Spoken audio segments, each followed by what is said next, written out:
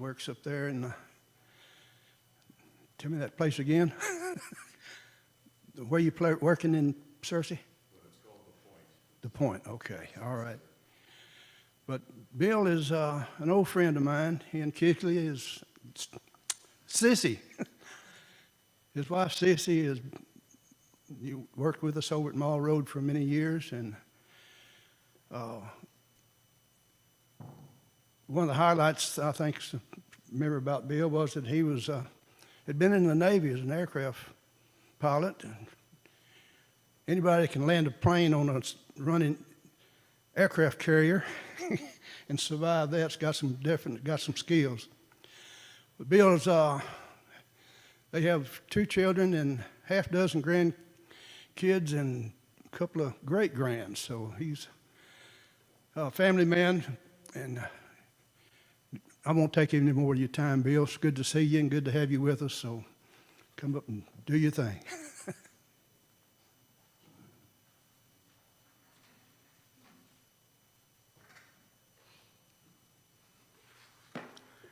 I guess if you want to make a grand entrance, all you have to do is run late.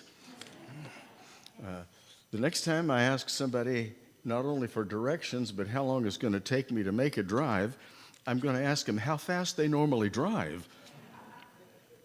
Somewhere along the way, the speed I was driving, that little GPS just kept saying, "You're going to be late, you're going to be late." And I have this dreadful fear of looking up in my mirror and seeing blue lights.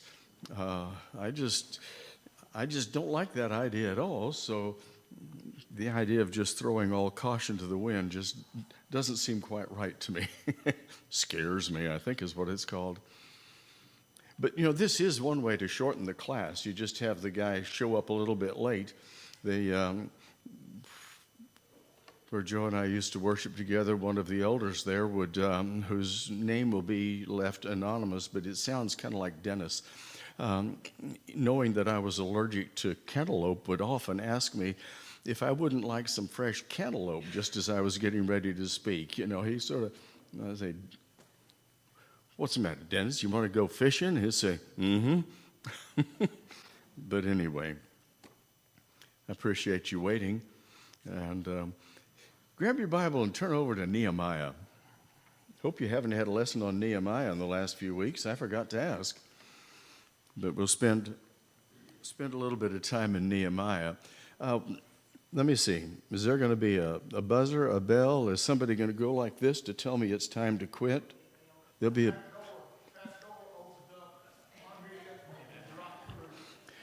We do have a problem when you talk to me.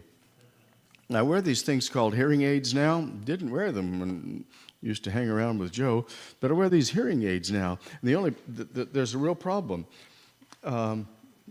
My hearing aid for my right ear, it's in the hospital, as in the hearing aid hospital right now. So I've just got one over here on this side, and that's the one that doesn't work very well anyway.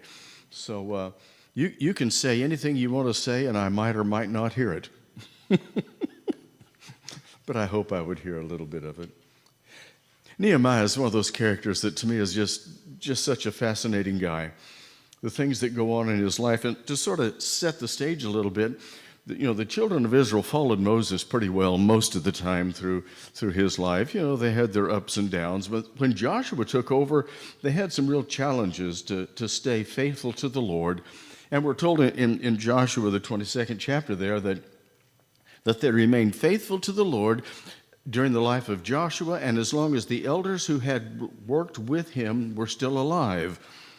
But then you see, after that, it didn't end very well.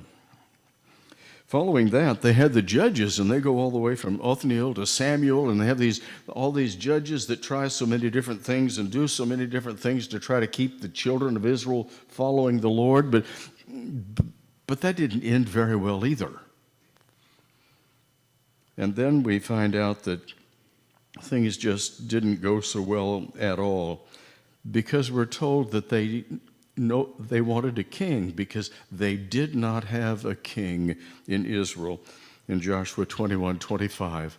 The strange thing about not having a king in Israel is not only did they not have a king on the throne in Israel, but from the conduct of the people, the Lord was not the king on the throne in their hearts either.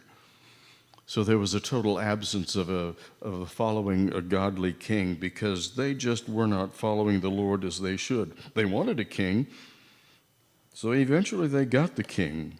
They had Saul, and then they had David, and then they had Solomon, and that didn't end very well either.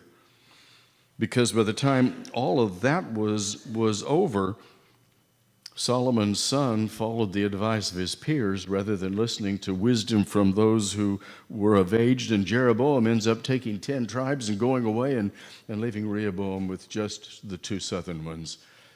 But that didn't go very well either. After a very few years, the northern tribe is taken off into captivity. Not too long after that, the southern tribes have a similar thing. So in about 920, they had the dividing of the kingdom. In about 722, the northern kingdom is captured into captivity by Assyria, and Sargon comes in and takes them away. About 587, plus or minus a few years there, is when Jerusalem and Judah fall to Babylon, and things just keep going from bad to worse. And then in about 540, Persia under Cyrus comes in and they capture Babylon. Now the people who were captive are captive again, and all the rules have changed one more time. And they're just not quite sure where they stand and what's really going to happen. But something really did begin to happen. At about 536, Zerubbabel is sent back, or enabled to go back, and begins to do things to rebuild the temple. And you'd think the Jews are going to have their temple again. Everything is really going to be great. But it wasn't. That just wasn't enough. Then about 458 is when Ezra goes back, and that's the last half of the book of Ezra. You read about that. He goes back and he tries to do things to reestablish the life as it should be. He tries to go back and help them to have the spiritual life and do away with the moral decay and the intermarrying with the pagan folks around them that was not supposed to be a part of their lives. And he was going to help them do all of this and make some things really come out great for them in their lives. But that didn't go so well either. Then Artaxerxes Longomanus, who was from 465 to 425, somewhere along in there, he's the one who in his 7th year sent Ezra back, but in his 20th year is the time when Nehemiah gets to go back. He gets to go back and change things. Some people say that the book of Esther that we're so familiar with sort of comes between chapter 6 and chapter 7 in Ezra is sort of the time frame when it falls, when all these changes are going on there and struggles. But when you take a look at Nehemiah and everything that's going on in his life, there's all the lessons of leadership and history and things that we normally look at that are a part of it. But for just a little while, come to think of it, I don't think we'll get all 12 of them today. There's these 12 little statements or questions that I'd planned that we could take a look at for a few minutes, to take a look and see these things that happened in their century, 5th century BC, and see if maybe there aren't some things to apply to us in our lives in the 21st century this side, and to see just if those principles that were part of his life would be a very real part of our lives if we were to let that just be as it should be. But the first one of those has to do with a prayer life. The prayer life was something that was so very important to some people, and to other people it seems like it was not very important. And I think maybe in our lives there are some folks for whom prayer is such a very important thing, and others that we wonder about if it's really a part of what they really long for and spend time in. You see, from the very start, as soon as Nehemiah hears that things are not right back home, he has this time of fasting and prayer there in chapter 1 and verse 4. He says, "And it came about, when I heard these words, I sat down and wept and mourned for days, and was fasting and praying before the God of heaven." He was a long way from home, and he was a slave, and yet he still recognized where home really was and who's really in charge, and the reality of being the one who would be connected with the God, the God. In our lives, do we have scheduled times of prayer, or do we engage in what some have called sentence prayers, and that is inside the head? Sometimes they never even make it to the voice, that throughout the day we're saying these little prayers that have to do with God, help me with this, thank you, Lord, for that. And we're just constantly sending up prayers throughout the day that ascend to the Father. Maybe we pray for times of special needs and not many times other than that. Well, this was a special need time. And it wasn't just little prayers throughout the day that keep you in constant reminder and contact with God. There's this very real need. Verse 5, he says, I beseech thee, O Lord of the heaven and great and awesome God, who preserved the covenant and loving kindness for those who love him and keep his commandments. Then he goes on and goes into a time of confession during a part of the prayer. But he's talking to God about, I need some help, God. I don't know which way to go. I don't know what to do. How do I handle this great opportunity? And he prays again. In chapter 2, verse 4, he talks about, so I prayed to the God of the heavens.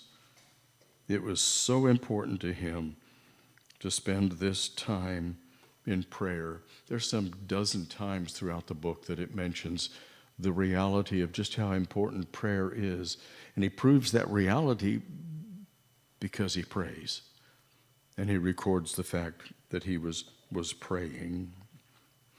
Another little statement is, how do we blend the human with the divine?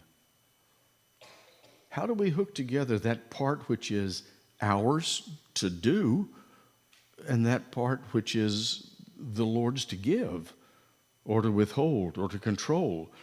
And sometimes we sort of wonder which way we're supposed to go there, and I think sometimes we end up with too much of me and not enough of thee. And we need to be able to step back, maybe relax a little, as it were, from our own busyness of I've got to be in control of it all, and sometimes remember to rely on God. When he's getting ready to make his request of the king there, he thought it out. He obviously had done some planning beforehand. He knows to be very careful about what he says, because he talks about going to the city of his father's tombs, and he doesn't mention anything about Jerusalem, because it's just been a few years before that the order had been issued. You can read about it in Ezra, the 4th chapter, where the order had been issued, don't allow any more construction of anything, stop it all in Jerusalem. So it didn't talk about Jerusalem. He talks about the city of my father's tombs, because that would connect with the society where he was living at the time, the importance of the care and the keeping of the family tombs. So he's very much interested in making sure that he does things the right way. He prayed, but he also planned. He knew the names of people. He knew things he would need. I was trying to figure out from a little map that I was looking at last night just how far he had to travel to get from Susa to Jerusalem. And depending on how far north he went before he curved back south down through Palestine, it was probably somewhere between 750 and 1,000 miles that he was going to travel to get from where he was serving to where he wanted to go be in Jerusalem and do work there. And he was planning. He was praying, but he was planning. And that's so very important for the things we would do in our lives. The other little part that's kind of a spin-off from that, sort of a third statement to consider, has to do with how to keep God's sovereignty and our responsibilities in balance. If you remember Gideon, he started out doing such great things, and after a while he was wanting a sword for the Lord and for Gideon, and he gets his name right in there on a co-level with God, as it were, that it's God and me. We're the two who are going to take care of this. Nehemiah never crossed that line. He never got to that point where he was beginning to assume the role or the responsibility that was God's. He kept his role and his responsibility separate. And he was very much aware of what he could do, but who was in charge. And there in verse 18 of chapter 2, he writes about, God had been favorable to me. He had things right because it was God who made it that way, not because he was the one who planned it so well. But God showed favor, therefore things were working out the way they needed to. But if you take a look at chapter 3, it's one of those chapters that's full of names and places and all that sort of stuff. Chapter 3 is kind of an interlude between, right in the middle of all of this, of all the plans and things that are going to happen. You get down to chapter 3, and chapter 3 is the how-to part. Not only the how-to part, it's the who-did part. And it's a very neat thing. He's organized the work here by the gates. The section between the gates, certain people have decided to work on. And there's the sheep gate, the fish gate, there's the old gate. And he just sort of starts at the north side of the city and goes counterclockwise. If you look at a map of Jerusalem, goes counterclockwise around Jerusalem, naming the gates that are there.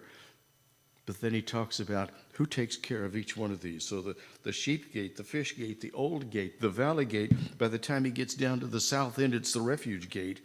Then he starts working his way back up. There's the fountain gate, the water gate, there's the horse gate, the east gate. And then he gets back up to the mustard gate, or sometimes called the inspection gate, that was back up on the north side. But what else he does is, there are times and places when we say, I'm just not going to name anybody who's doing good things about this. I'm just going to generally thank everybody because I might leave somebody out. He didn't do it that way. He didn't get everybody named who worked on the wall by the sheep gate, but he named people who were there. He named people at each one of them who worked on each of the spans. He praised them. He praised how many were doing things, but he names people who were involved in the work to say, thank you to you.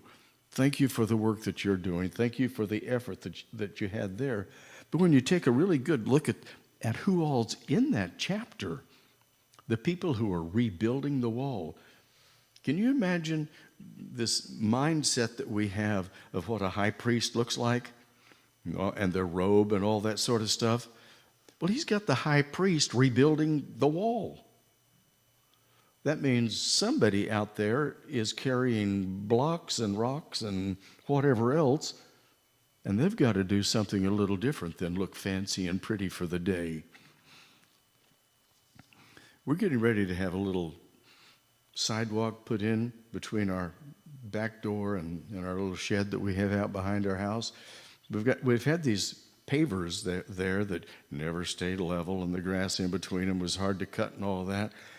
So Susie and I were out there yesterday moving those pavers that weigh between 35 and 40 pounds each and digging them out of the ground, picking them up and moving them someplace else so that the guy can come in tomorrow and set the form to pour the concrete, whatever it is they do with concrete. I don't know how they do it. But I now know how you get the pavers out of the way. Somebody had to be carrying some heavy rocks for a while.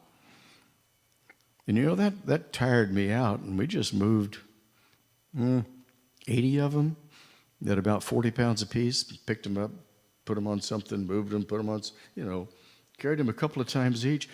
It took us several hours to do it, but that was only 80 of those things, and all done in a piece of one day. These guys are doing that day in and day out. And not just picking it up out of the grass and moving it over here and then moving it over there. They're building a wall out of this. And you have the high priest, you have the city officials, you have the perfumers, the district officials, the priests, goldsmiths, merchants, citizens of just about every walk of life. are the people who care enough about what's going on that they're engaged in the work and doing the hands-on work. And then you come along and you find out that Shulem is there, but it doesn't say Shulem and his sons are out there moving rocks. He says it's Shulem and his daughters. Not just the guys. His daughters were out there doing the work and doing whatever it was they could do to be involved in all of that. You know, sometimes I think maybe one of the lessons we can learn as we look through some of the things in Nehemiah is we can learn to ask ourselves the question, is there any job that is beneath me? You know, am I too good for any job that's got to be done? When you grow up, where I grew up, you learned what the flat end of the shovel was for, and you learned what to do it when the cows had been there or the chickens had been there. So there aren't very many jobs that are beneath what I've ever done. But sometimes we sort of grow up in who we think we are. And sometimes I think we need to get back down to the basics, that there are a lot of jobs that need to be done that are good jobs. They just might not be the favorite jobs. And in Nehemiah's time, that was very real. Something else that was going on there was, how do you motivate others? How do you motivate others whenever the morale seems to be just taking a hit? You know, sometimes in church work, the morale takes a hit.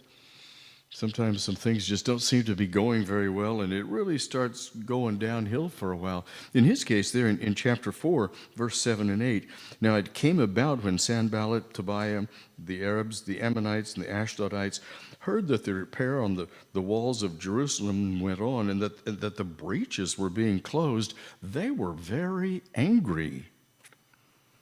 And all of them conspired together to come and fight against Jerusalem and to cause a disturbance of it. They were doing the good work, and there was somebody who just didn't like it. They didn't like the fact that it was being done. They didn't like the fact that they weren't being allowed to do it. All kinds of things were going on. But how do we stay motivated and focused when that's going on? And I think that ninth verse there begins to show us some of that when he says, but we prayed to our God, and because of them we set up a guard against them day and night. So often throughout the Old Testament there's this thing about your God, and talking to folks about their God and whatever else. Nehemiah isn't the one that it's Nehemiah's God. This is our God. Our God to whom we pray, the one to whom we look for strength, for encouragement, and all that. So he gets the we going there. And when one of the things that makes us feel so down and alone is when there's nobody else there. Nobody else helping, nobody else working with us, but he got it into the we function. We're doing this. We're working on this together. And at the end of a couple of 3 days of really hard manual labor, you can get pretty tired and pretty down. But he's not letting that happen. They're looking to God for the one to give them strength and courage to help them to do what they need to do. He put a safety plan in place, just like he had a plan of he needed letters and he needed transport information and all of that to get there. Well, now that he's working on it, he had a plan for what they were doing, and he prefaced the plan with prayer. He enabled it with prayer. He continued in prayer throughout. But he was working the plan, and here's where it comes together there in verse 20. Our God will fight for us. He knew that for it to be a success, for it to work out the way it was supposed to work out, he would be relying on God. It wasn't just that he had a superior plan. It wasn't just that he had a better army. It was that he was doing the will of God. And that was making things much more possible that others would have given up on a long time ago. But there's another part that goes through here that may not be a struggle for you, but it can be a struggle for me and maybe a few others. That is, what happens when you get angry? Now, I'm not saying that anybody here's got a problem with their temper, okay? But what happens if you get angry? What happens if you get angry and there are all these other negative emotions running around you and things just bothering you because something's not right and you've got to fix it and you can't seem to, and we get angry about some things sometimes. Chapter 5, there's this abuse. And there's anger and resolve, and there's a personal example, and there's a return to the plan, and you sort of get sidetracked with the anger, and then he goes, oops, wait a minute, we got to get back here and work the plan and get beyond just being angry about things. But he was angry because of abuse. He was angry because that there were people who were taking advantage of others in a very real kind of way. And he sort of steps back before he does something he wished he hadn't, and he consults with himself. You ever wonder what that means? What does it mean if you consult with yourself? I still wonder what that really means, how we really put it out, but I think it means he stopped and thought. He stepped back and said, wait a minute, I need to take a look at this first. And then he contended with the nobles who were, ending up with everybody's land and money and food and everything else, and people were selling themselves into slavery in order that they might stay there and work on the wall. And he said, this is not right. But one of the things that he did that I think is so important, anytime our emotions start running really high, if we start making emotional decisions, especially if we're angry, we make emotional decisions in our anger, we usually mess it up pretty badly. The only place where you can get angry and come up with a decision that quick and it's a wonderful plan is if it's in the script in Hollywood. In real life, our knee-jerk reactions when we're angry usually end up with more than just a sore knee. We have other problems that then we have to figure out. I spend my days these days counseling, and a lot of them are adolescents that I spend time counseling with. They have a lot of problems with anger, and trying to get them to understand that when you get your emotions ahead of your intellect, you have trouble. That's the cart before the horse.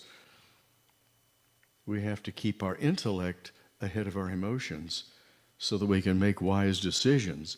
And then our emotions become the turbocharger that gives it power. But if we didn't start with something smart to begin with, just getting emotional about it isn't going to fix it.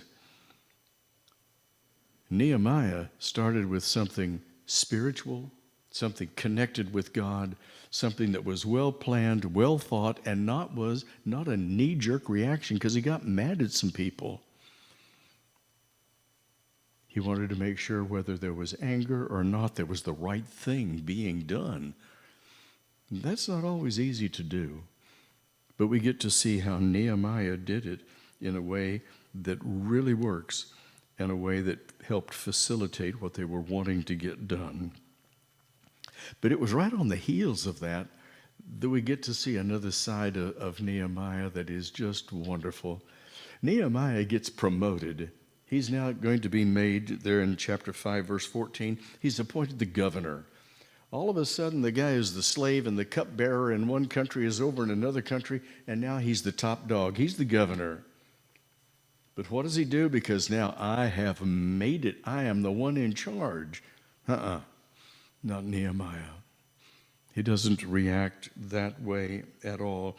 He doesn't get the big head. It's almost like he was remembering something that was going to happen a long time later, remembering it before it was ever said. When Paul writes about those who would be appointed as elders, that they not be the novices. Was that a 5-minute warning? Nobody's throwing rocks, so I didn't think that meant I was supposed to quit yet. But he says, don't appoint novices to be elders, because they might let it go to their head and think this means power rather than it means service. So he's the one who does things the serving way. There in Nehemiah chapter 5, down around verse 18, he reminds them, I didn't use the governor's privilege and make everybody bring all these livestock and grain and whatever else in so that I could feed the people who ate daily at my table. He says, I bore the cost for that. I didn't want to be a burden to anybody just because I was here and just because I was governor. I wanted to do things the right way so that we might accomplish for the Lord what we started out to do. And he was willing to pay the price to do what he needed to do. Sorry. Well, let me see. With 5 minutes left, only I already spent part of that. That means we got about 3.5 left. When we take a look at Nehemiah, I think one of the great things we get to see is Nehemiah knew when to say no. It's been said that that's one of the least used words as far as using it appropriately that there is these days, is being able to say no. And no isn't an ugly word or an ugly term. It just says, that can't be what happens now with me. Sometimes we have to say, no, I'm not going to be able to do that, or no, I will not do that. That's kind of hard for me. But he had these folks like Sanballat and Tobiah and Geshem. They wanted him to go to the plains of Ono. And I just think, when I think about that, I think it was one of those, oh no, you don't want to go there. And that was sort of the way he looked at it. Oh no, I don't want to go there. Just because you make false accusations, just because you threaten all kinds of things about me or what you're going to do to us, doesn't mean I'm going to go into hiding. I'm not going to stop doing what's right. I'm not going to stop doing what's good. And because he didn't let the negative comments take over and run the world, run his part of the world, there in chapter 6, verse 15. So the wall was completed on the 25th day of the month of Elul in 52 days.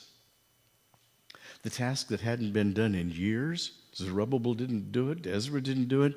He comes along and, with the Lord's blessing, in 52 days, they bring it up to the point that the city is considered relatively secure. Yes, there's more work to be done. But just because he was being lied about and just because he was being lied to didn't mean he was going to stoop down and fight at their level. It's almost like Paul's encouragement to Timothy in 1 Timothy 4:12. Let no one look down on your youthfulness, but rather in speech, conduct, love, faith, purity, show yourself an example of those who believe. Regardless of the stuff that's thrown at us, what people may or may not say, we are being encouraged. Nehemiah shows us, Timothy is instructed by Paul, live consistent to who you are in the Lord, regardless of what others say or do about you. And I think of the many different things we could look at that could be a part of Nehemiah's life or our life. The call to build our lives and fence our lives in with taking it to God. And the call to, regardless of who says or who does that which is near you, be an example of those who are living by faith and living by faith in God. And those can be very tough things to do when the world around us would like to see us become just as they are, rather than see us become just as the Lord would have us to be. Am I really hearing something? Is there a ringing in my ear? No, that'll be this ear. Thanks for waiting for us. Thanks for putting up with me. And I think we have a short break before time of worship. Is that correct? Thank you.